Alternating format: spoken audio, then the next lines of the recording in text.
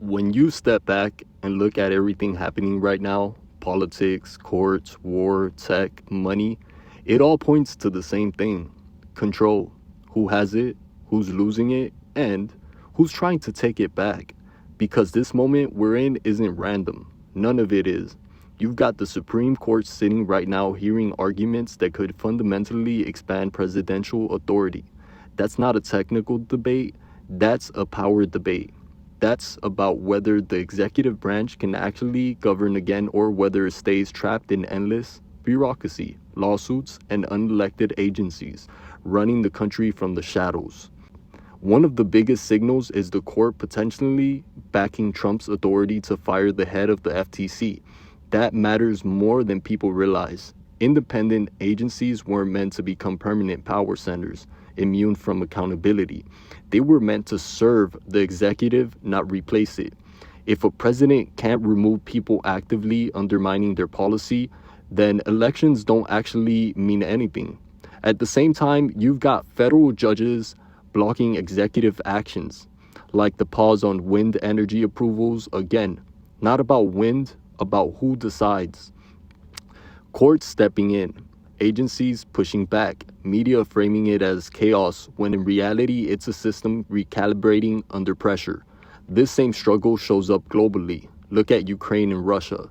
That war isn't just about territory. It's about energy, leverage, global supply chains, and the balance of power between blocs.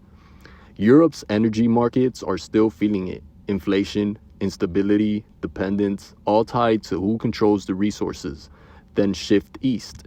China's military expansion isn't subtle. Naval power, advanced weapons, rapid modernization, that's not defense, that's positioning.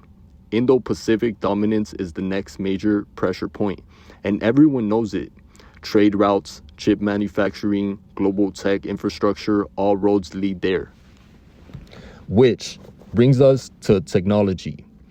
The decision to allow NVIDIA to ship advanced AI chips to China isn't just about business. It's a calculated move in a larger chess game. AI isn't consumer tech anymore. It's infrastructure. Whoever controls compute controls intelligence, productivity, and military advantage. At the same time, Europe is going after Google not because they care about fairness, but because data is power. Training AI models on content, controlling search narratives, shaping information flow. These aren't tech issues, they're sovereignty issues. Microsoft dropping $17.5 billion into India isn't charity either. It's positioning. India is becoming the narrative manufacturing and tech hub as the world slowly decouples from China. Talent, scale, geopolitics. That investment tells you exactly where global power is shifting next. Now, bring it back home. The Federal Reserve meeting. Interest rates. Inflation sitting at 2.8%. That's the cost of everything we just talked about. War, supply chains, energy, tech investment, monetary tightening. Regular people feel it as prices. Governments feel it as pressure. And this is where Trump's approach starts making sense if you stop looking at it emotionally and start looking at it structurally. Borders, visas, trade, executive power. These aren't isolated policies. They're levers. The H-1B fee increase fits right into this picture. It's the same logic as tariffs, the same logic as forcing NATO members to pay, same logic as pressuring corporations instead of subsidizing them. Make access expensive, make abuse unprofitable, force seriousness back into the system. People act like raising barriers is cruelty. It's not. It's filtering. Countries that don't filter lose control, period. Every major power in history understood that Rome did, Britain did, China does. The US forgot, and now it's remembering.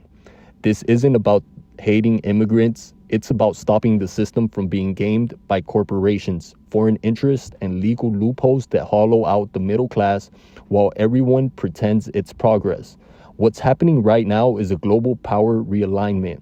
Courts, wars, chips, AI, energy, money, borders. All of it is connected. And whether people like Trump personally or not, The reason he triggers so much reaction is because he doesn't manage decline politely.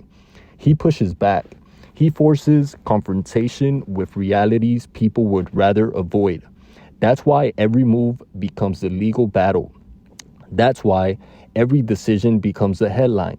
That's why every policy exposes where power really sits. We're watching the system stress test itself in real time.